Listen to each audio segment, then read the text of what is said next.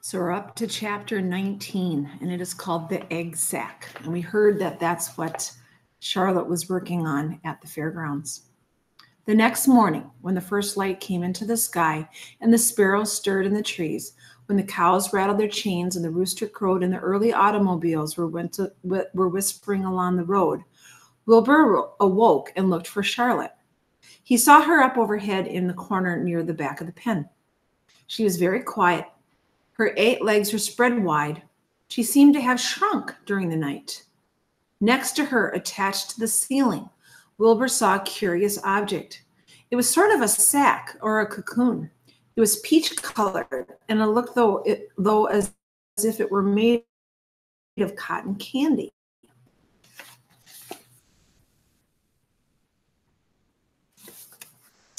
"Are you awake, Charlotte?" he said softly. "Yes," came the answer. "What is that nifty little thing? Did you make it?" "I did indeed," replied Charlotte in a weak voice. "Is it a plaything?" "Plaything? I should say not. It is my egg sac, my magnum opus." "I don't know what a magnum opus is," said Wilbur. "That's Latin," explained Charlotte. "It means great work. This egg sac is my great work, the finest thing I've ever made." "What's inside of it?" asked Wilbur. "Eggs?" 514 of them, she replied. 514, said Wilbur. "You're kidding." "No, I'm not. I counted them. I got started counting, so I kept on, just to keep my mind occupied." "It's a perfectly beautiful egg sac," said Wilbur, feeling as happy as though he had constructed it himself.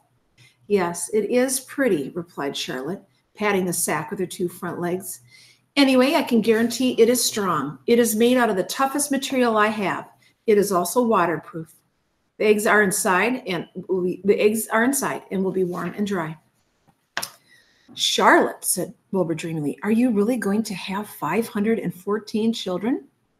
"If nothing happens, yes," she said. "Of course, they won't show up until next spring."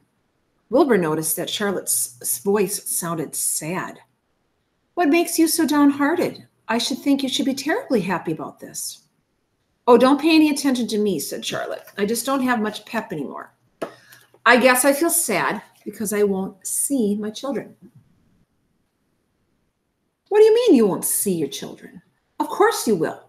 We all will see them. It's going to be simply wonderful next spring in the barn cellar with 514 baby spiders running around all over the place, and the geese will have a new set of goslings, and the sheep will have their new lambs."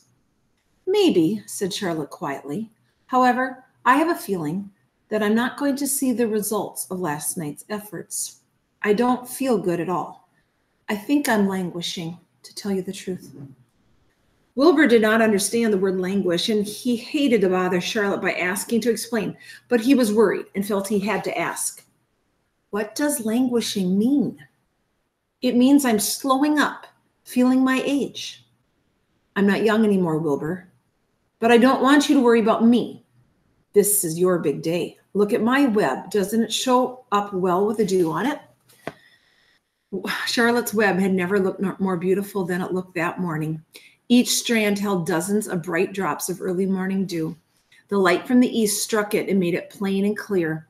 It was a perfect piece of designing and building. In another hour or two, a steady stream of people would pass by, admiring it and reading it and looking at Wilbur and marveling at the miracle. As Wilbur was studying the web, a pair of whiskers and a short face appeared. Slowly, Templeton dragged himself across the pen and threw himself down in a corner. "I'm back," he said in a husky voice. "What a night." The rat was swollen to twice his normal size. His stomach was as big and round as a jelly jar.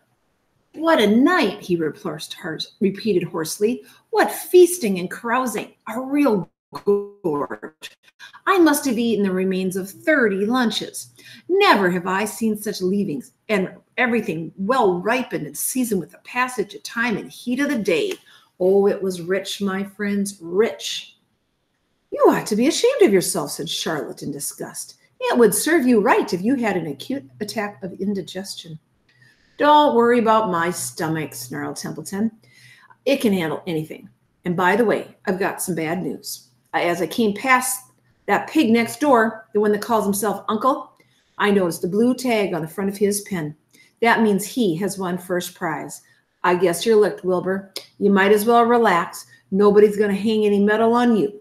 Furthermore, I wouldn't be surprised if Zuckerman changes his mind about you. Wait till he gets a hankering for some fresh pork and smoked ham and crisp bacon. He'll take the knife to you, my boy. Be still, Templeton, said Charlotte. You're too stuffed and bloated to know what you're saying. Don't pay any attention to him, Wilbur. Wilbur tried not to think about what the rat had just said, but he decided to change the subject. Templeton, said Wilbur, if you weren't so dopey, you would have noticed that Charlotte has made an egg sac. She's going to become a mother. For your information, there are 514 eggs in that peachy little sack. Is this true? Asked the rat, eyeing the sack suspiciously. Yes, it's true, sighed Charlotte. Congratulations, murmured Templeton. This has been a night. He closed his eyes, pulled some straw over himself, and he dropped off into a deep sleep. Wilbur and Charlotte were glad to be rid of him for a while. At 9 o'clock, Mrs. Arable's truck rolled into the fairgrounds and came to a stop at Wilbur's pen. Everybody climbed out. Look, said Fern. Look at Charlotte's web. Look what it says. The grown-ups and the children joined hand and stood there studying the sign. Humble, said Mr. Zuckerman. Now, isn't that just the word for Wilbur? Everyone rejoiced to find that the miracle of the web had been repeated. Wilbur gazed up lovingly into their faces. He looked very humble and very grateful. Fern winked at Charlotte. Lurvy soon got busy. He poured a bucket of worn slops into the trough, and while Wilbur ate his breakfast, Lurvy scratched him gently with a smooth stick. Wait a minute, cried Avery. Look at this. He pointed to the blue tag on Uncle's pen. This pig has won first prize already. The Zuckermans and the Arables stared at the tag. Mrs. Zuckerman began to cry. Nobody said a word. They just stared at the tag. Then they stared at Uncle. Then they stared at the tag again. Lurvy took out an enormous handkerchief and blew his nose very loud.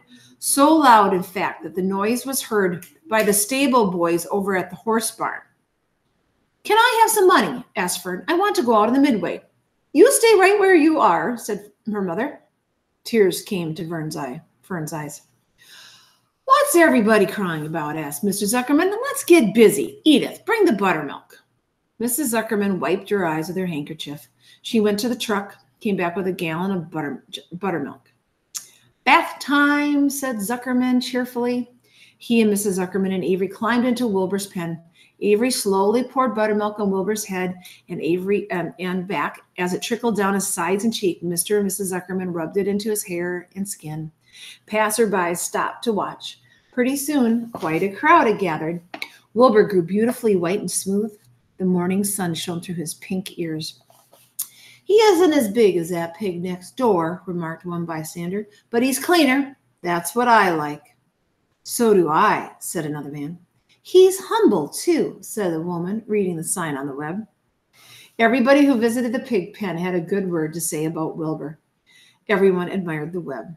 And, of course, nobody noticed Charlotte. Suddenly, a voice was heard on the loudspeaker. Attention, please, it said. Will Mr. Homer Zuckerman bring his famous pig to the judge's booth in front of the grandstand? A special award will be made there in 20 minutes. Everyone is invited to attend. Crate your pig, please, Mr. Zuckerman, and report to the judge's booth promptly. For a moment after this announcement, the Arables and the Zuckermans were unable to speak or move. Then Avery picked up a handful of straw and threw it high in the air and gave a loud yell. The straw fluttered down like confetti into Fern's hair. Mr. Zuckerman hugged Mrs. Zuckerman. Mr. Arable kissed Mrs. Arable. Avery kissed Wilbur. Lurvy shook hands with everybody. Fern hugged her mother. Avery hugged Fern. Mrs. Arable hugged Mrs. Zuckerman. Up overhead in the shadows of the ceiling, Charlotte crouched unseen, her front legs encircling her egg sac.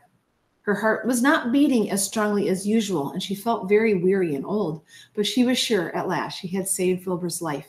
She felt peaceful and contented. Everybody celebrating.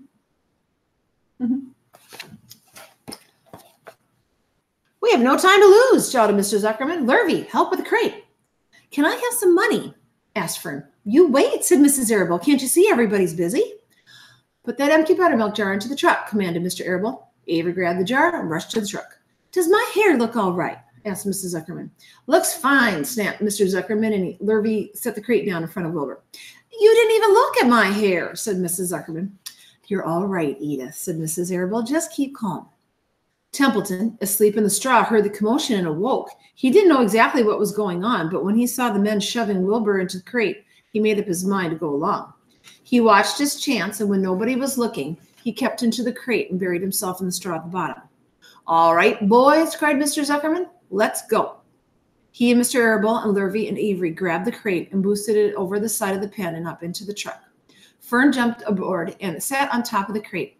She still had straw in her hair and looked very pretty and excited.